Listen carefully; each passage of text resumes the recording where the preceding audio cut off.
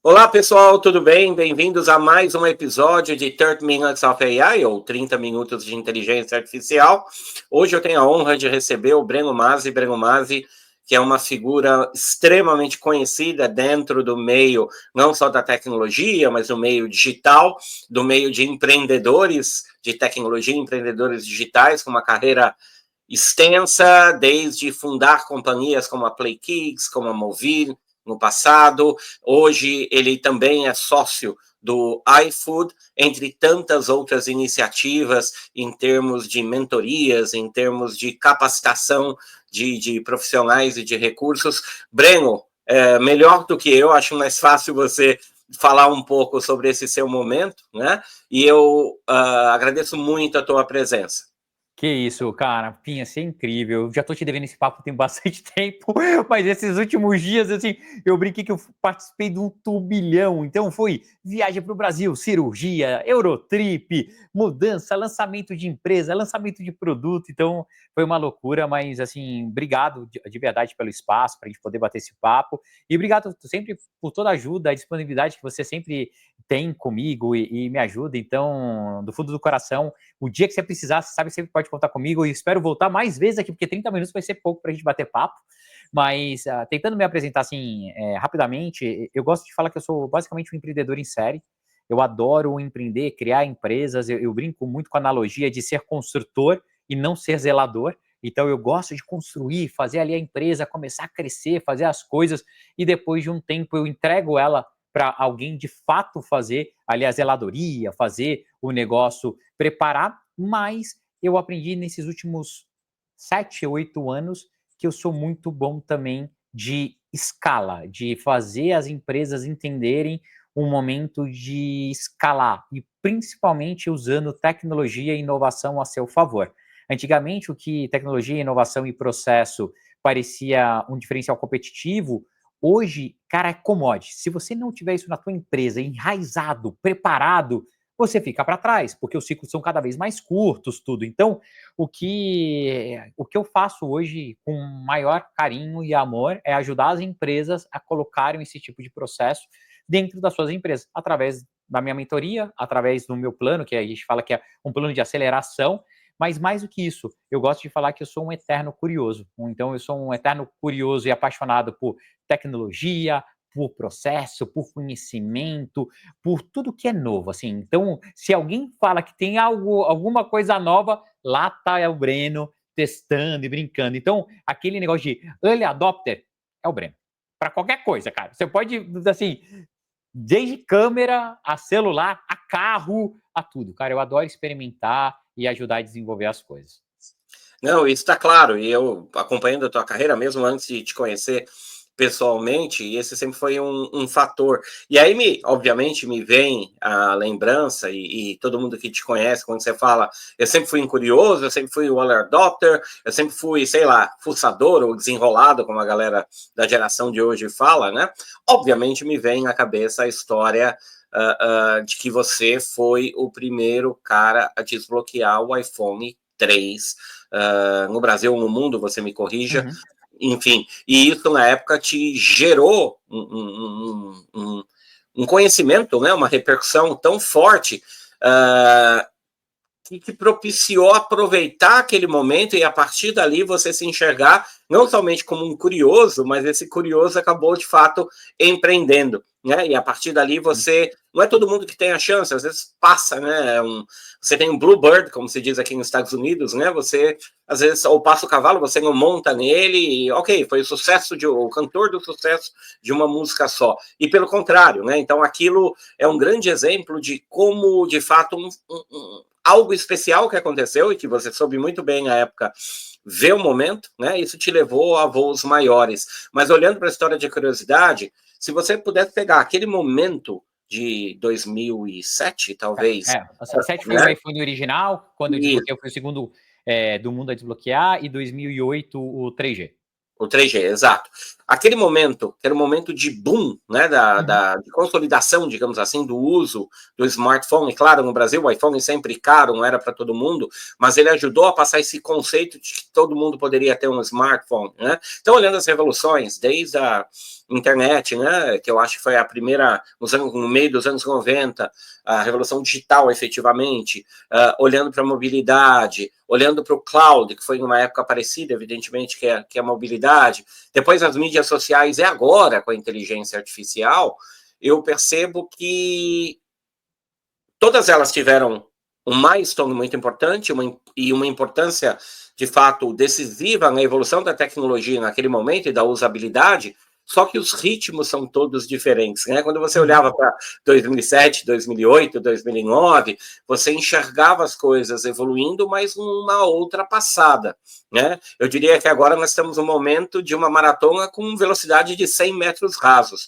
Então, eu queria entender um pouquinho desse ponto de vista, comparando, você que viveu, literalmente, todas essas épocas, seja empreendendo ou seja trabalhando com isso, né? E claro, se você puder dar o gostinho de contar um pouco como foi aquele boom, né? Na época que você desbloqueou o iPhone, é muito divertida essa história também para todo mundo, e inspiradora além de tudo.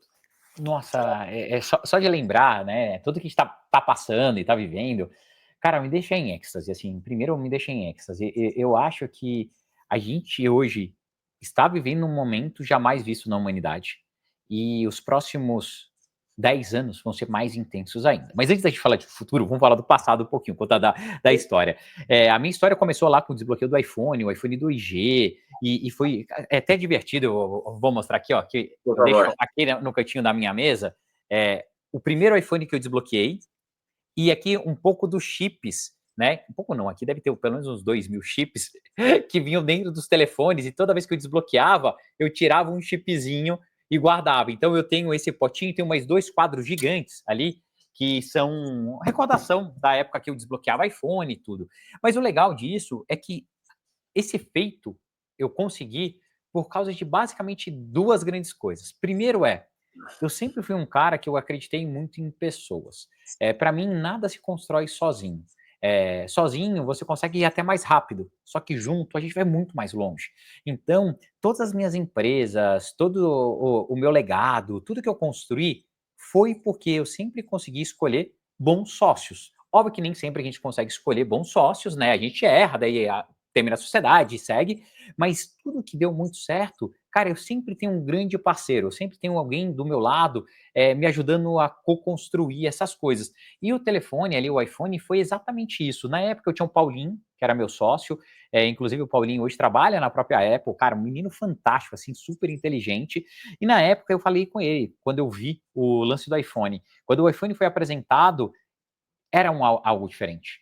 Era um telefone completamente diferente do que a gente via no mercado naquele momento. Aquele momento, a gente estava indo muito para os telefones com teclado QWERTY, muito, né, físico. A tela touch era resistiva, não era capacitiva, né? Então você precisava da canetinha, você precisava de um Eu lembro do instrumento Steve para Ballmer, operar. né, rindo, Isso.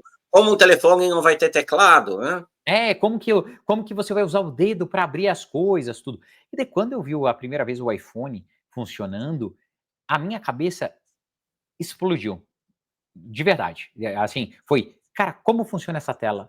Como que pode ser tão rápido? Como tem uma câmera tão boa? As cores eram extremamente vivas, a tela ali você olhava, ficava apaixonado, tudo.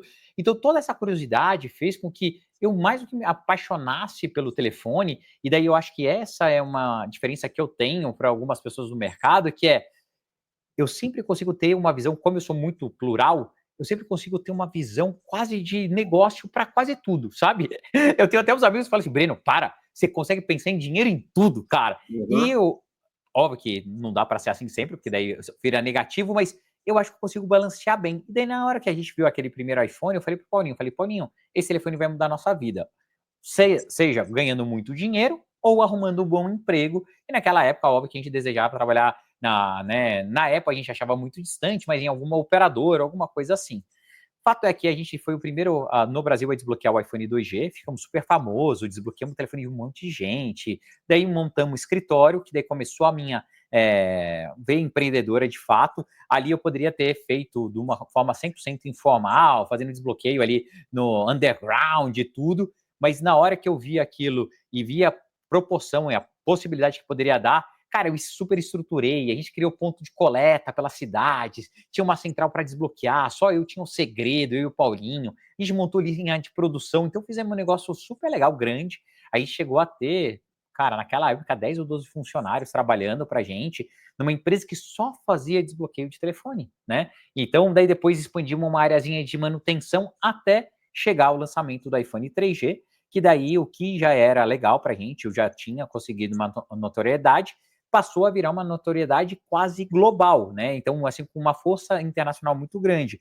Porque na data de lançamento do iPhone 3G, a imprensa como um todo questionava muito Steve Jobs, perguntando sobre se seria um telefone mais seguro, já por causa de hacker, ele ficava possesso com essa história, e ele falou, não, vai ser um telefone mais seguro, papapá.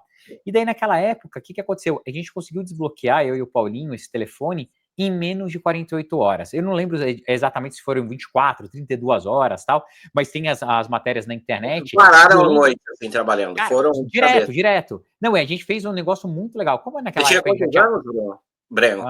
26, eu acho, 25 ou 26.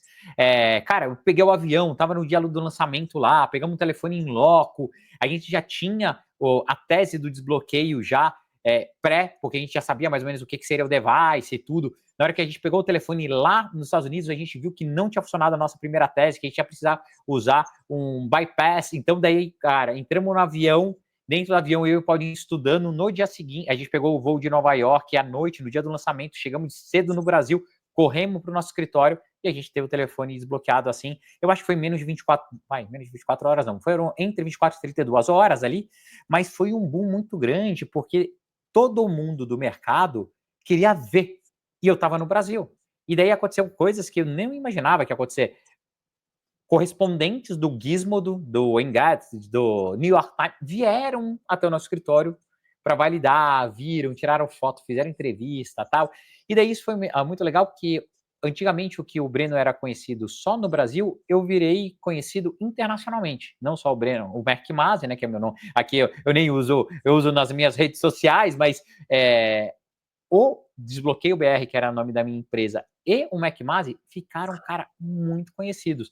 E daí começou a mudar, assim, a minha vida completamente. Mas mais legal do que o desbloqueio, tudo, foi o que a gente começou a descobrir, que foi muito bem o que você falou, Pinha, o momento do mercado, porque o iPhone, ele chegou com uma disparidade tão grande para os outros smartphones, que a gente começou a entender e ver o potencial dele muito maior do que a própria Apple tinha entregue naquele momento. Que daí eu estou falando das lojas paralelas, né, os repositórios que eram ali o Cydia, o Installer, aquele universo que antes da Apple lançar aplicativos, as pessoas comuns já estavam fazendo.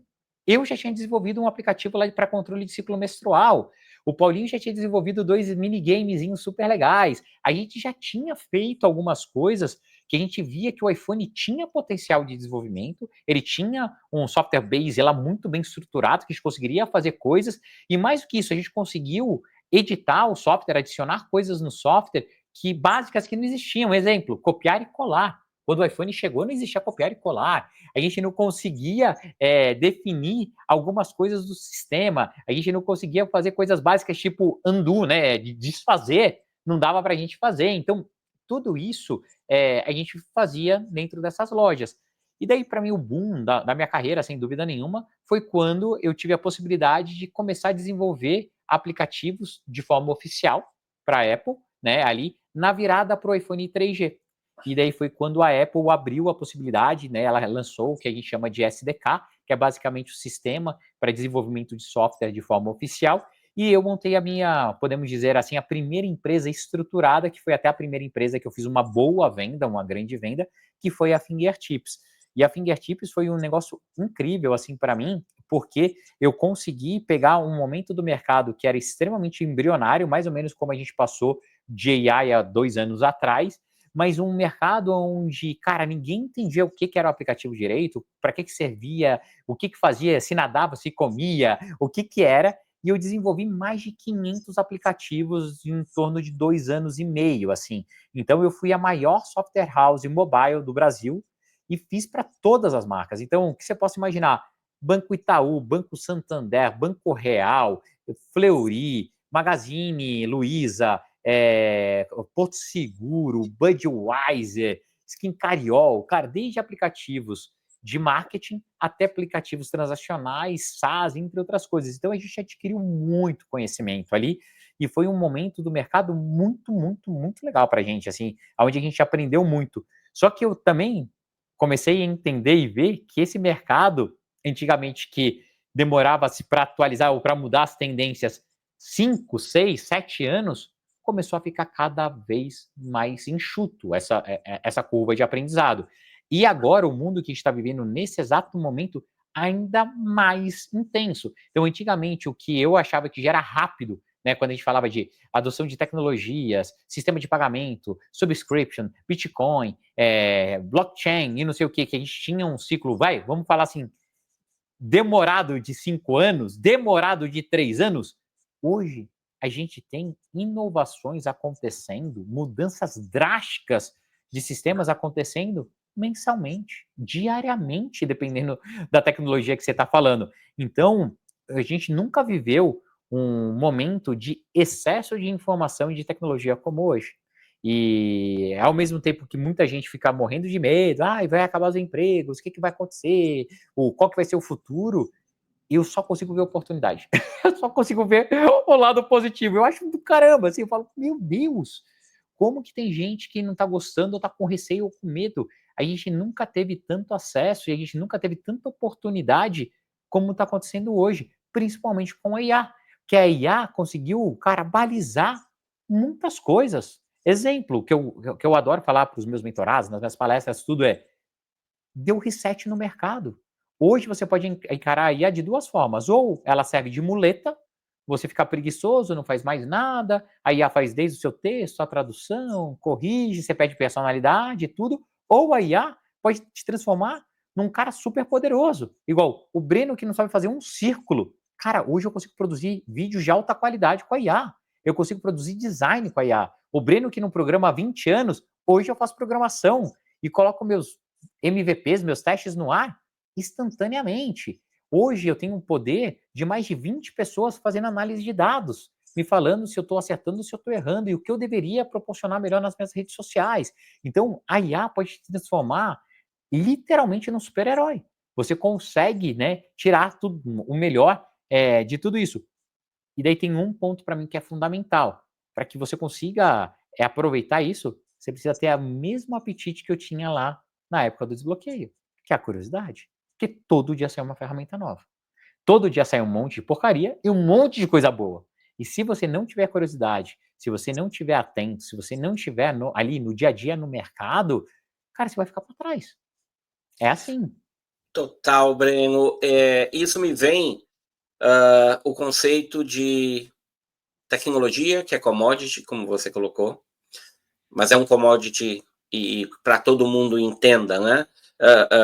Um hard skill técnico, ele é fundamental. Sem ele também dificilmente você vai ser superficial, prosperar, né? E ele, digamos assim, hoje a IA ela completa, eu sempre digo, ela completa os outros 80% da nossa capacidade do cérebro que a gente não usa, né? Então ela vai e completa nas tarefas, porém, esses 20% nosso, ou o fator humano, que o mercado chama de soft skills, né? E um amigo chama de power skills, que é a combinação do que você tem de melhor entre o técnico e o não técnico, o sociocomportamental, é o que define, por exemplo, curiosidade, por exemplo, proatividade, por exemplo, long life learner, e assim por diante, iniciativa, comunicação, são fatores que hoje, se você busca nas principais pesquisas sobre o futuro do trabalho, todos os entrevistados que são selecionadores ou líderes dizem entre as 10 competências, 8 pelo menos são soft skills, né? Deixando muito claro que você não vive ela sem o hard skill. Aí, olhando para o teu universo e para as empresas que hoje você participa ou comanda, na tua última passagem executiva ainda no iFood como VP de inovação e de produtos, né? O quanto isso ficou cada vez mais claro, porque você pegou de uma maneira extremamente intensa esse último ano, tanto no iFood, tanto nas suas empresas, fazendo os cursos de mentoria, formatando produtos novos, tem empresa de Orlando de envio, né, de logística para o Brasil, enfim. Me fala um pouco de como que você, já que você como você disse, né, pessoa, o ser humano para ti é o mais importante, né, dentro da companhia. Como que você vê essas características, né, entre hard skills, soft skills, e o que você tem visto do modelo, se é que a gente pode chamar assim, que dá certo, né, na utilização da IA ou da tecnologia com o fator humano? Tá.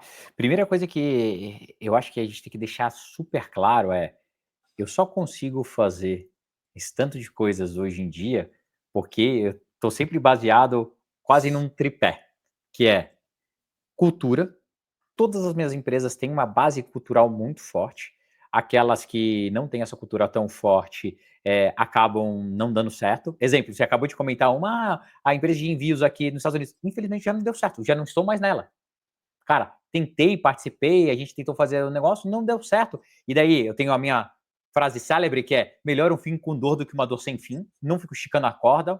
Cara, legal, tudo, ela vai continuar, mas não funciona no modelo. If you have to lose, lose fast. Exato, exato, cara. É a forma mais rápida que a gente tem de aprender e fazer e testar e fazer as coisas acontecerem. Então, a primeira é cultura. A cultura tem que estar muito alinhada, a gente tem que fazer as coisas, a gente tem que acreditar nos mesmos princípios, a gente tem que ter isso de uma forma clara. Para quê? Para a gente empoderar as pessoas. As pessoas, elas precisam estar empoderadas, fazendo parte do jogo.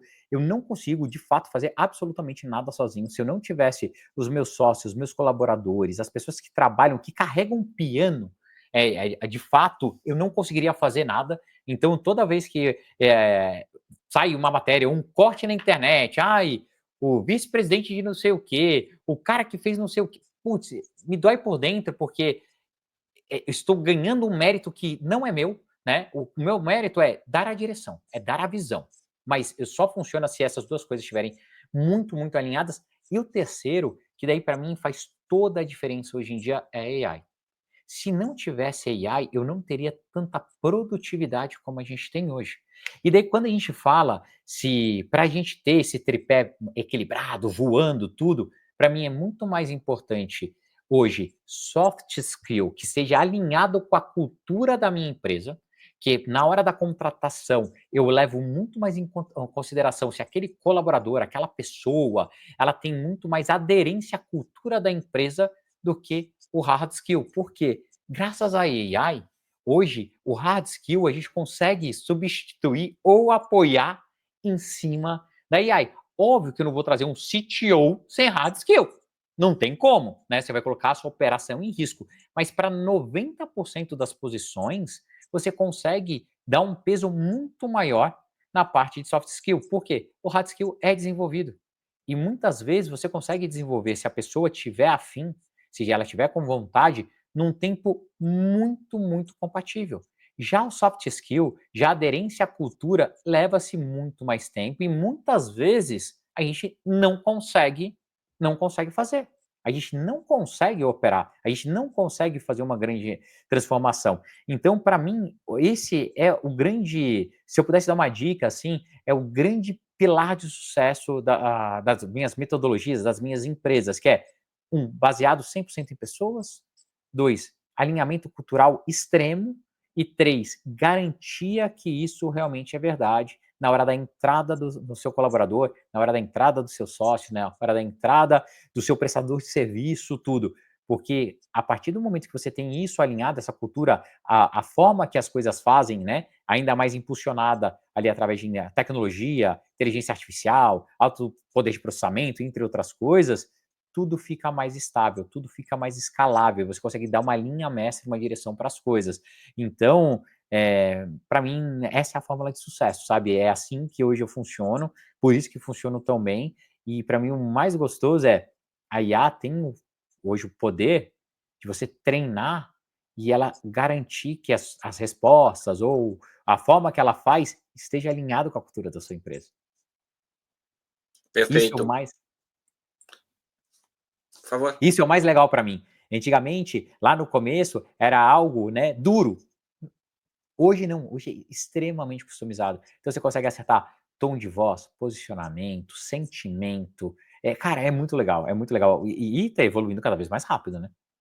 Indiscutivelmente. Olhando para o universo das companhias que você fundou e que ainda está ligado ou participa, seja de forma executiva como conselheiro, vamos pegar 2 exemplos de grandes companhias, como o iFood e o OLX, né? Você é conselheiro.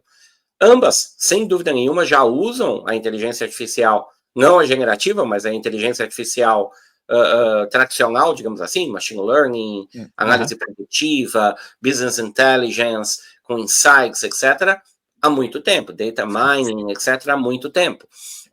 Mas isso era restrito aos bastidores, digamos assim. Isso era restrito à área de tecnologia, então as áreas de negócio, elas basicamente pediam, né, relatórios assim, informações desta maneira, ou segmentações de cliente, clusters distintos em que eu pudesse aplicar campanhas de marketing diferenciadas. Agora não, agora esse poder está indo para a mão do usuário de negócio.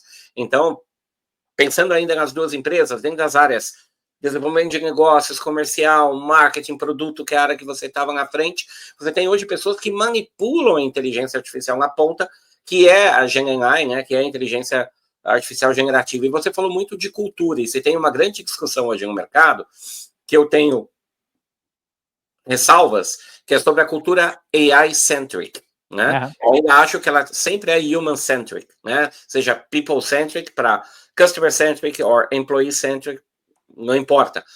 Eu vejo a IA como um motor, né? Para facilitar tudo isso, para acelerar tudo isso. Porém, é fato que a IA, ela faz no momento em que ela chega e ela começa a ser rapidamente disseminada dentro da companhia, né, os processos que são transformados com IA, isso que eu quis dizer, isso causa, evidentemente, um choque cultural para algumas pessoas, na maneira que ela vai trabalhar, porque ela vai ter que trabalhar de uma maneira diferente, na maneira de se provar. Então, eu sempre dou o exemplo em vendas dos SDRs, né? SDRs é uma profissão que o cara tem que procurar, a partir de agora, ou já deveria estar fazendo isso, meter a cabeça forte dentro de IA, estudar, aprender e meter a cabeça forte dentro de metodologia de vendas, dentro das principais metodologias do mercado, enfim, porque ele tem que virar vendedor, porque o trabalho operacional de qualificação de lead, etc., a IA vai fazer. E quanto a isso, existem outras tantas profissões que vão substituir as posições, mas que as pessoas têm a oportunidade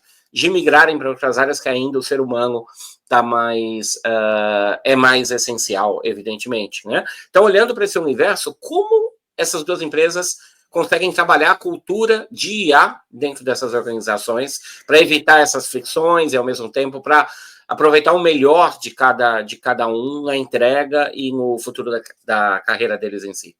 Legal. Assim, o iFood é ponto fora da curva. Assim, tem que dar todo o mérito aqui pro Fabrício Blois, que era nosso ex-CEO, que agora é CEO da Prozos. Há 6 anos, mais ou menos, ele já vem falando sobre data, e depois ele começou a falar sobre inteligência artificial. Ele já colocou uma cultura de data center, cara, muito forte. Então, tudo era baseado em dados, a gente não podia fazer nada se não tivesse análise de dados, os PNEs, tudo. Tanto é que no iFood, independente da área que você entra, você é obrigado a fazer um curso de SQL, você tinha acesso às bases de dados, você podia fazer sua consulta, você montava seu próprio dashboard. Então, desde muito tempo atrás, o iFood tinha essa cultura de data. Sempre, sempre, sempre, sempre muito forte. E daí, quando veio a IA de verdade, pra gente foi, cara, uma catapulta, assim, porque tudo que era um pouco mais complexo e demorava, de vez em quando o time de data ou de DevOps tinha que pegar, revisar, passar para a parte de publicação, para entender tudo, cara, isso virou basicamente orgânico. Então hoje todo mundo da companhia usa AI para tudo. E a gente começou, tem mais ou menos uns 3 anos atrás, a usar isso para o consumidor final também. Então impactar lá a outra ponta. Então assim, hoje e por que eu falo que o iFood é au concurso?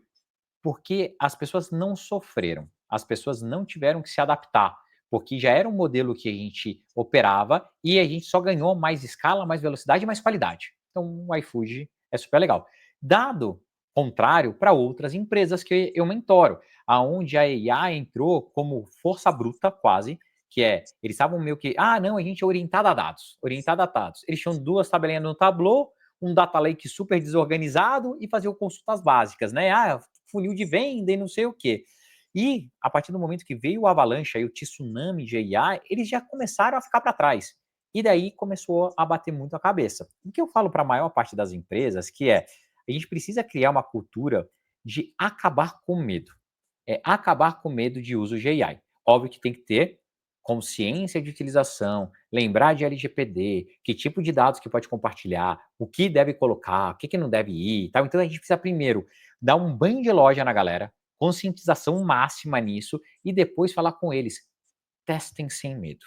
Vocês têm liberdade de errar, vocês têm liberdade de fazer e tragam os outputs. A partir do momento que você faz isso, o seu colaborador, não só ele aprende muito mais rápido, como ele consegue trazer insights e muitas vezes com a própria inteligência artificial, ele consegue chegar em soluções ou visões que você não tem a menor ideia que poderiam acontecer. Mas tudo isso parte de uma premissa básica, como eu falei para vocês, é empoderamento, né, com clareza do que pode ser feito ou não e lembrar que a galera pode errar à vontade, porque, cara, hoje tem grandes ambientes que não correm risco nenhum. Só que por que que hoje o Breno fica sem medo nenhum de substituição de trabalho, de, cara, o que que vai acontecer? O ser humano, ele é extremamente adaptável. Pode ser em qualquer área. E aqui a gente pode trazer vários exemplos, né? Todo mundo falou assim: ah, o Uber vai chegar, vai acabar e vai matar os taxistas. Olha a quantidade de empregos que criou. A revolução industrial, a mesma coisa. Ah, vamos substituir os homens por máquina. Depois, olha quantos postos de emprego criou tudo. Para mim, a AI é a mesma coisa. Muitas coisas que a gente usava assim pessoas para fazer trabalhos repetitivos vão ser substituídos. Essas pessoas vão se adaptar.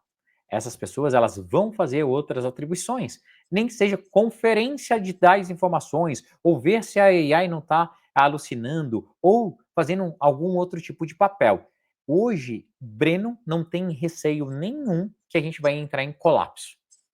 Pode ser que daqui 5, 10 anos a inteligência artificial chegue num ponto tão ao concurso que isso aconteça, eu acredito que a gente vai ter muito mais opções à nossa mão. Óbvio que algumas pessoas vão ser impactadas, umas pessoas que ganhavam muito vão ganhar um pouco menos, mas a gente se adapta, a gente vai ver, a gente passou por essa revolução várias vezes.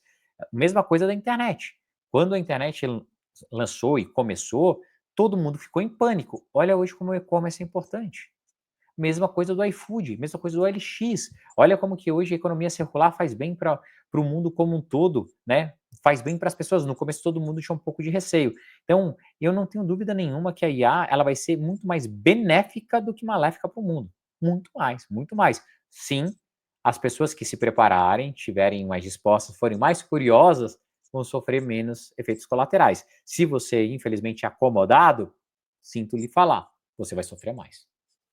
Isso vale para qualquer skill que você tem que obter, em qualquer profissão que você tem que obter. Eu acho que a grande diferença disso tudo é a velocidade, né? Eu acho que concordo absolutamente que todas as revoluções ou atualizações modernas geraram essa quebra de paradigma e essa dúvida, né? Os datilógrafos lá atrás, cobradores de telefonistas.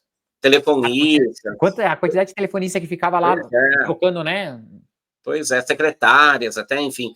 Mas a velocidade agora não é que assusta, ela é impressionante. Sim. Porque é uma construção, a tecnologia foi se desenvolvendo até chegar nesse ponto em que agora acontece tudo de maneira muito rápida. Ou seja, o fulaninho que é acomodado, ele tem que deixar de ser mais rápido do que ele era. Antes, talvez, ele conseguisse encobrir um pouco, né? Procrastinar um pouquinho, né? Ele conseguia falar assim, vou deixar para passar na recuperação. Hoje não dá mais. Exato. Não dá mais. E você sabe o que é curioso, cara? No ano passado, eu fiz um round table, né? Uma mesa redonda com C-levels de bancos em Nova York, todos dos bancos mais importantes, e eram 2 pontos, 2 preocupações deles. Primeiro, era uma afirmação, na verdade, em que eles iam ter a chance de reduzir pessoal e produzir mais com isso.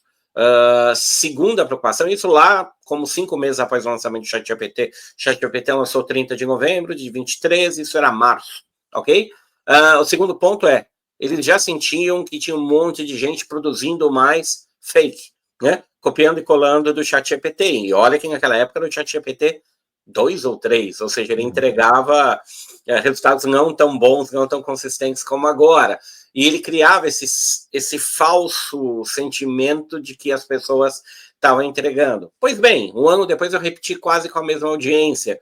E aí o que a gente percebeu? Não. Eles passaram a perceber em relação aos empregos que eles tinham a oportunidade não de cortar pessoas, eram todos equipes de venda, tá? Eram todos chefes de vendas, chefes de marketing, os CMOs, etc. E eles perceberam que eles poderiam aumentar a cota, isso sim. Eles poderiam tornar cada um deles mais produtivos, porque eles eram pouco produtivos até então, sem uma solução como um ChatGPT, como um Copilot, como um Gemini, não importa, com uma inteligência artificial associada a eles, que faz automaticamente propostas e tarefas, etc, etc, etc. Então, isso foi bastante divertido, ao mesmo tempo em que eles perceberam também que, poxa, agora sim, agora eu vejo que o meu pessoal está conseguindo fazer análises mais profundas, né? E eu já percebo claramente quando o cara só copia e cola do ChatGPT. Isso fica super claro também para eles. A gente percebe até pelo jeito da escrita e modo, etc. Né? E olhando para o seu universo, Breno, né? Então agora do dia a dia seu, eu acompanho um pouco isso, eu vivi, né? E vejo um pouco na pele dessa sua gama de conhecimento, de curiosidade. Pô, vai ter um evento na NVIDIA, você tem alguém lá que pode trazer uma placa X, ser o primeiro cara a comprar, a fazer, a testar. Você vai comprando todos os tipos de laptops, depois você vende, mas você já testou, já tem uma visão clara sobre isso, né? O que ela está impactando diretamente no Breno agora, na produtividade do Breno? Quais soluções você usa? Vamos olhar agora, vamos descer um pouquinho e tentar se nivelar com a maior parte da galera que já está usando, pelo menos, a IA de alguma maneira. Eu sempre faço aquela pergunta clássica, né? Se eu tivesse dinheiro para pagar uma só, qual seria? A minha resposta é o ChatGPT, porque ele acaba sendo bom em todos os aspectos. Não é o melhor em todos, mas bom em todos. Porém, a gente sabe, se eu puder pagar duas, eu já posso ir para o Perplexity, porque eu vou conseguir, de fato, ter... Eu prefiro o Cloud. Exato. Eu acho o Perplexity e o ChatGPT muito próximos, assim. Isso, e por aí vai, né? Então, me fala um pouquinho dessa tua visão e de como que você usa no dia a dia, até na tua família, com tuas filhas. Você foi para a Europa agora com a família, se você usou para pesquisar, enfim, para montar roteiros. Conta um pouquinho aí no Breno Masi, não o Mac Masi, mas agora o Breno Masi mesmo. Cara, de novo, primeiro eu tenho a grande vantagem de não só trabalhar com isso, mas ter possibilidade, graças a Deus, de poder assinar todos. Então, cara, eu tenho todas as ferramentas assinadas. Uso pouco algumas, exemplo, Manus usei muito, tava viciado, faz muito tempo que eu não uso. Igual eu. Então, assim, pago lá, tal, mas faz muito tempo que eu não uso. Achei que é muito louco, mas depois de algumas atualizações, eu achei que ela ficou pior. Ela parece que tá com menos contexto, tá mais rasa do que antigamente. Então, assim, não consigo entender ainda por quê, não consegui olhar a fundo, mas uso muito o ChatGPT. O ChatGPT, para mim, hoje, a parte ainda de team funciona super bem. Então, eu consigo organizar lá meus projetos com o meu time, a gente consegue fazer as coisas em comum, eu consigo compartilhar as coisas. As minhas filhas, eu deixo usar o ChatGPT, porque eu acabo deixando, eu criei uma conta adicional e eu consigo revisar tudo que elas estão usando, o que elas estão lendo, eu consigo ter ali o histórico, tô tendo que ver. Inclusive, isso é uma das coisas que eu ainda acho que todas essas ferramentas, elas estão ruins ainda, falta ter ali um family center, alguma coisa onde os pais possam controlar e ter uma noção do por que as crianças estão usando. Então, a primeira que lançar um sistema desse, inclusive eu mandei esses dias, eu tenho um amigo que trabalha lá na OpenAI, eu estava conversando com eles falaram, não, tá no roadmap, mas assim, quando, não sei, né? Mas é algo que eu acho que falta. Mas para mim, hoje, o que faz parte do meu dia a dia mesmo? Eu uso muito Gemini e todas as ferramentas do Google, então, Notebook ML, entre outras ali. Uso muito o ChatGPT, muito mesmo, e eu uso muito o Cloud. Principalmente para fazer análise de dados, ele faz painel muito bom, e o legal que eu gosto dele é que depois da análise de dados, os painéis, ele consegue fazer uma correlação e cruzamento com a internet no Deep Search dele, que eu acho melhor do que o ChatGPT. Eu acho que o ChatGPT, para mim, comparado com o Cloud alucina menos. Então, também, não sei se você está sentindo isso também, Pinha, mas eu acho que o ChatGPT, ele mudou, eu acho que do 4O para frente, antigamente eu concentrava tudo numa janela, né? E daí ia tendo histórico, e daí parecia que ele entendia. Agora eu preciso fechar as janelas com uma frequência muito maior. Ele se embanana. Uhum. Então, tá pior a experiência do que tinha antes. E o Cloud, eu consigo ter coisas completamente diferentes ali dentro e ele funciona para mim melhore. Então, assim, exemplo, quando eu vou fazer uma criação de conteúdo mais pesada, ou para minha mentoria, ou uma busca de alguma coisa que eu preciso fazer para dar uma consultoria, alguma coisa, ou eu uso o Perplexity ou eu uso o Cloud. São coisas mais rápidas, né, mais dinâmicas, o ChatGPT me atende. Então, hoje eu divido mais ou menos assim. Mas, cara, a gente está usando muito. Exemplo, eu fui fazer uma Eurotrip. E daí, nessa Eurotrip ali, a gente tinha uma conexão, uma parada em Sevilha antes de ir para Madrid. Eu estava viajando de carro elétrico e não sei o quê. Cara, no carro, indo para lá, abri o ChatGPT e pedi para ele: ó, tô no quilômetro tal, caminho de Sevilha, queria um lugar para parar com a minha família para almoçar, que tivesse tapas e tivesse uma bons reviews, que o último review tenha sido dentro desse mês, né, para eu saber que não era um negócio muito passado, que daí eu falei quantos euros eu queria gastar, não sei o que, e se você pudesse me trazer pontos de interesse nessa rota toda que eu vou fazer. Cara, ele me trouxe um roteiro que se eu tivesse estudado 60 dias, eu não faria tão bem igual. E o legal é que quando ele entende o seu contexto e ele já tem o histórico, ele já sabe o perfil, ele falava exatamente qual era o item atendendo o critério que a Bruna, que é minha filha mais velha, ia gostar, que a Ana, que é minha esposa, porque eu converso com ele sobre a Ana, ele sabe que ia gostar, a Clara e a Alice. Então, foi um negócio que eu não precisei dar muito contexto, falar de hiperpersonalização, falar exatamente do que eu queria, tal. Eu dei um pouco de coisa para ele, baseado na história, né, no histórico como um todo. Ele me trouxe ali um roteiro que eu não vou dizer Isso, que foi Cláudio, não, isso foi o ChatGPT. ChatGPT. ChatGPT, que ele me trouxe de uma forma muito legal. Chegando em Madrid, o que eu fui fazer? Eu fui pedir pro ChatGPT que a gente ia fazer, né, um negócio andando, tal. Eu passei para ele uns pontos que eu ia passar e eu queria que ele me trouxesse a história. Cara, quando você joga isso no cloud, ele traz com nível de detalhes e ilustração, né, e visual muito mais legal do que o ChatGPT. Então, hoje, eu uso muito essas duas ferramentas. Para mim, sempre você quer algo mais visual, que ajude a entender, né, ali, você usa o cloud. Quer mais dados, mais rápido, um negócio dinâmico, que você possa mandar por voz, que funcione mais rápido, você usa o ChatGPT. Você quer uma assistente de voz que vai funcionar muito bem no, no iOS? Usa o Perplexity, tanto no iOS quanto no Android. Eu uso ela hoje como assistente de voz principal. E estou testando. Mas para mim, eu acho que a grande diferença disso e o que vai acontecer, que ainda ninguém acertou, é quem vai conseguir transformar isso num marketplace de verdade. Como a gente vai ter uma parte de distribuição mais clara e mais assertiva, como o Application Store e o Google Store conseguiram fazer. Enquanto a gente não tiver isso de uma maneira mais eficiente, cara, as pessoas ainda vão sofrer. Ainda é um pouco complexo para elas, sabe? É muito disruptivo. Então, quando a gente tiver eu não sei como vai solucionar, mas como a gente tiver essa lojinha de fato, cara, vai ficar um negócio muito poderoso, assim, muito mais poderoso do que já é hoje, né?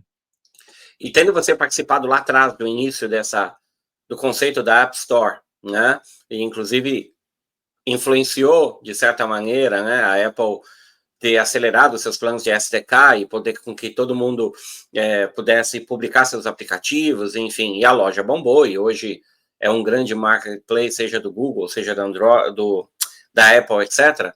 Ao mesmo tempo, a Apple parece que ela cochilou um pouco nessa corrida de IA. Me corrija se eu estou enganado, mas a sensação que eu tenho é que inicialmente eu pensava, pô, esses caras estão esperando para soltar algo extremamente disruptivo, né? Agora a sensação que eu tenho é que de alguma maneira eles foram se perdendo e estão, obviamente, eles terão algum produto similar muito provavelmente ao ChatGPT, ao Claude, Perplexity, etc., mas ainda não tem. Né, e isso gera muito buchicho no mercado. Né? Qual a tua visão, sendo ainda mais um amante da marca, né? E alguém que há muitas décadas, já mais de 2 décadas, escreve, inclusive, sobre os lançamentos da Apple? Então, a Apple, para mim, ela sempre foi aquela empresa que a gente sempre tem dela uma visão extremamente inovadora, mas de inovadora ela não é tanto, né? Ela conseguiu fazer a inovação dela em cima do que eu chamo de experiência do usuário. Então, ninguém consegue dar uma experiência de usuário tão fantástica quanto a Apple. Então, o ecossistema da Apple é perfeito, funciona super bem. Os sistemas operacionais, né? Ele tem um cuidado ali no SDK, na entrega dos aplicativos, entre outras coisas, que é o concurso. Daí você pega assim o tablet. Enquanto todo mundo lançava tablet, ninguém usava direito, o cara lança o iPad, voou o iPad. Smartwatch, já existia smartwatch pra caramba, entrou o Apple Watch e o negócio decolou. Então, assim, a Apple ela consegue fazer com que a experiência do usuário construa-se novos mercados completamente inimagináveis. Na cabeça do Breno, há 1 ano e meio atrás, eu imaginava cara, a Apple tá fazendo um negócio tão surreal que quando ela apresentar, vai acabar com esse chat GPT, vai acabar com tudo tal. Hoje eu já tenho convicção que a Apple perdeu o time. Ela perdeu o time porque ela ficou tão focada em tentar fazer esse sistema ou essa experiência do usuário de uma forma que daí respeitasse todos os parâmetros dela, né? De privacidade, segurança, ecossistema, sistema fechado, como que ia fazer treinamento de máquina e não sei o que, tal, que ela perdeu o time. E, de fato, hoje, eu tenho convicção que a Apple ainda não sabe como resolver. E a Apple, ela tem um quê que a gente pode até achar que é defeito ou não, ela não se preocupa muito em atrasar as coisas.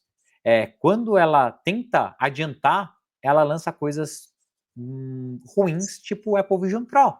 Ela estava com uma pressão muito grande no mercado, para responder a parte de VR, cara, lançou o Apple Vision Pro, que já está aqui, ó, na minha mesa. Uso zero, muito pouco, um produto que não resolve nada.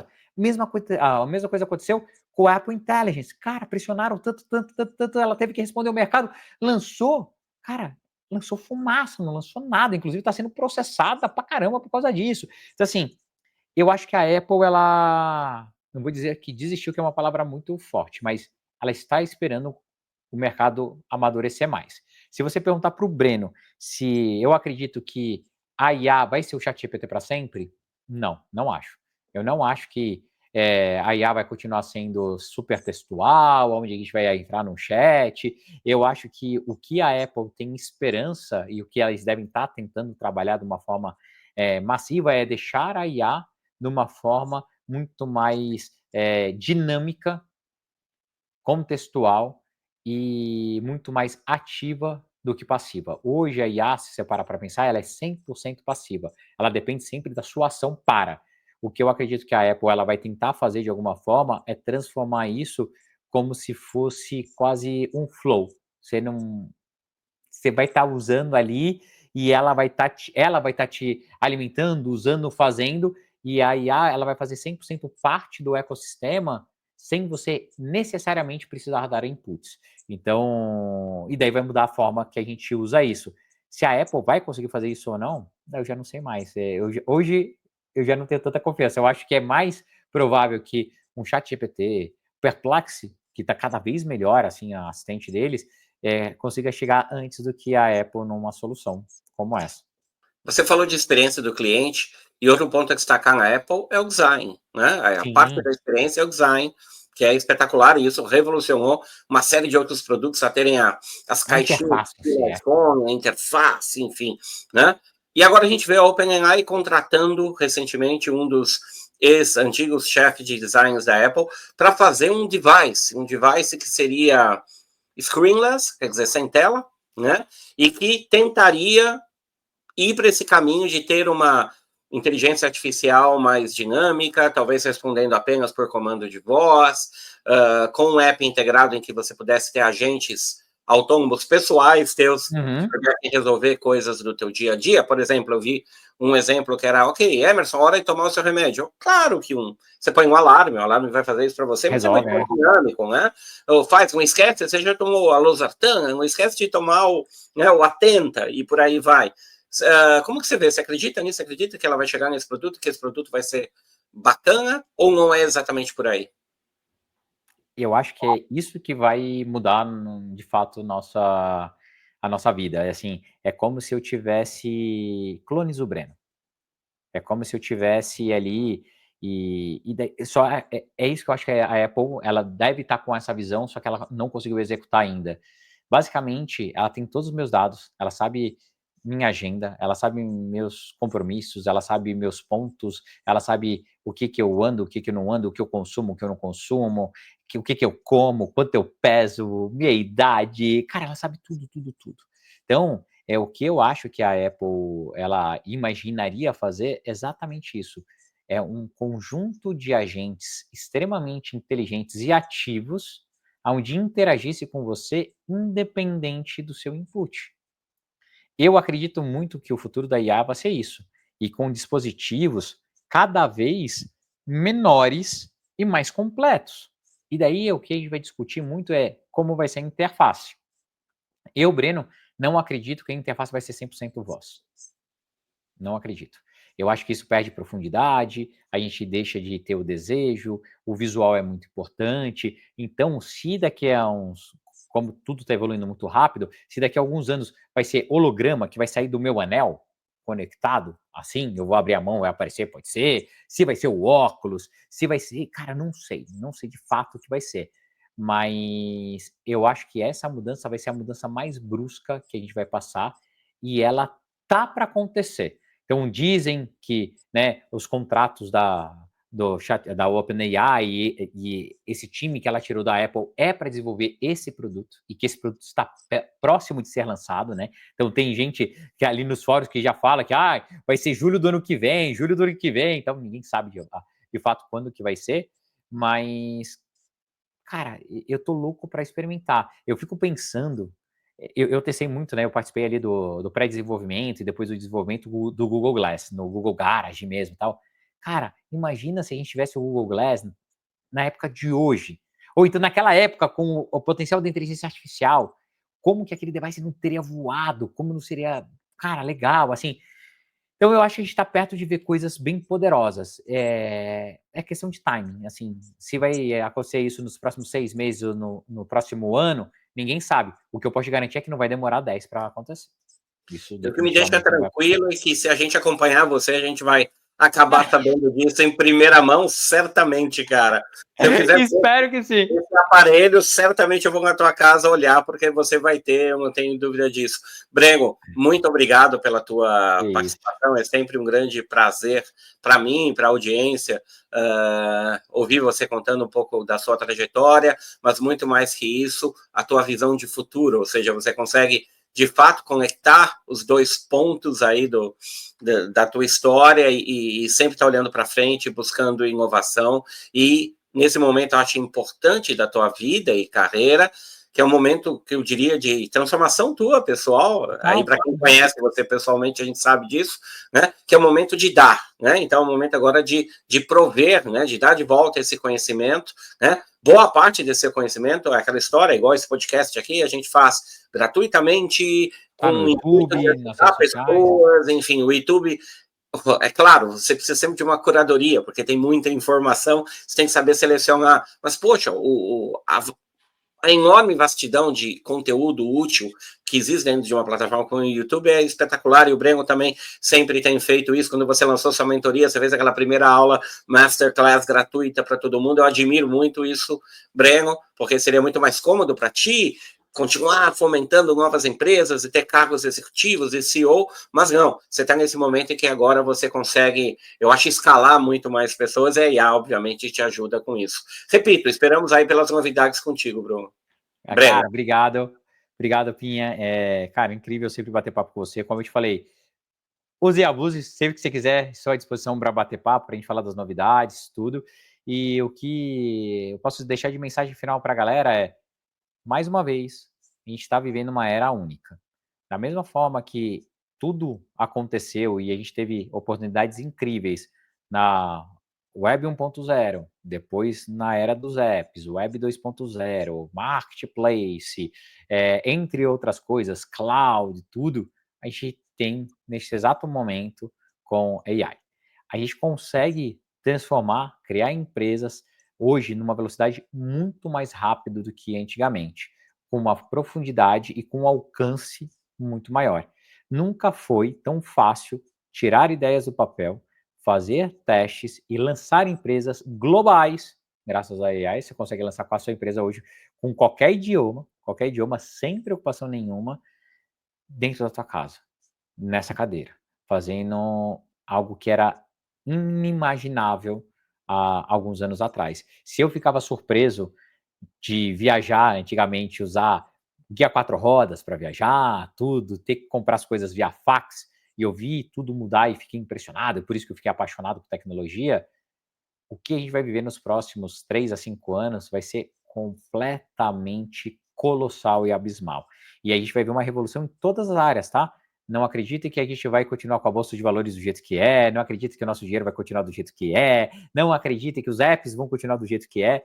Tudo vai mudar drasticamente. E isso gera oportunidade para todo mundo.